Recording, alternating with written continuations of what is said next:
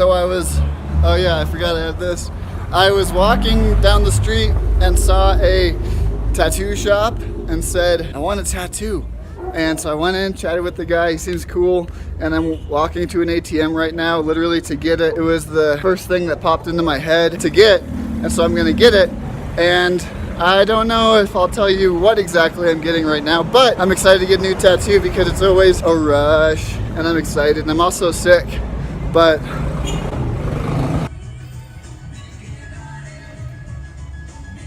he's designing it right now, and I always get nervous beforehand, like what if I don't like this one? What if I hate it?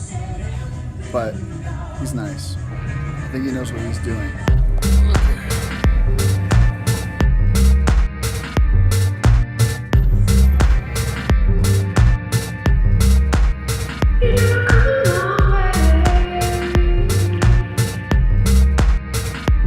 Vamos a empezar de aquí para acá. Okay, my heart's beating so fast. Mi corazón. Sí. Boom, boom, boom.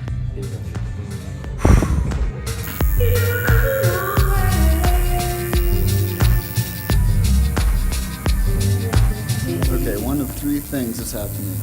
Either I'm becoming tougher, or he's going really gentle and shallow in the skin and doesn't hurt very much, or this is just the least painful location for a tattoo I've ever gotten. Because it stings a little bit, but it's not awful.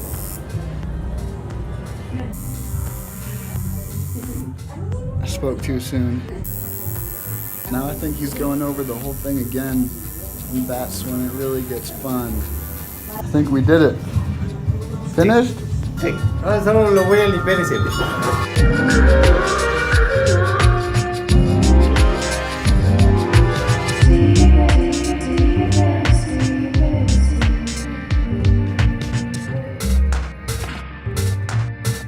Yeah, that was honestly not that bad. Well, that was my first tattoo in a third world country.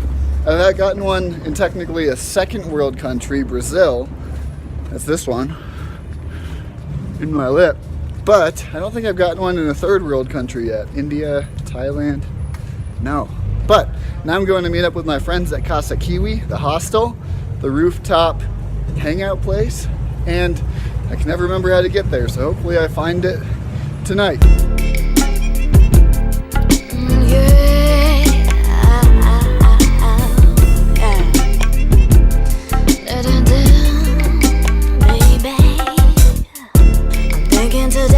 A day for a new start, forgetting all the drama. I'm thinking I'll keep the news and radio off and let my mind just wander. I can fix all of the hurt in the world. Okay, it's the next day and I'm in the back of my very first Guatemalan taxi cab. He keeps yelling out the window at people I think he knows. I'm going to a coffee shop to meet some friends where I will edit this very video. But I also wanted to talk a little bit more about the tattoo I got yesterday, because lately I've been inspired to I've been inspired to work harder and use my time a lot better, and inspired by certain guys like Casey Neistat, like I've said before, and Gary Vee, and just a lot of people who I feel like have worked hard and not wasted time.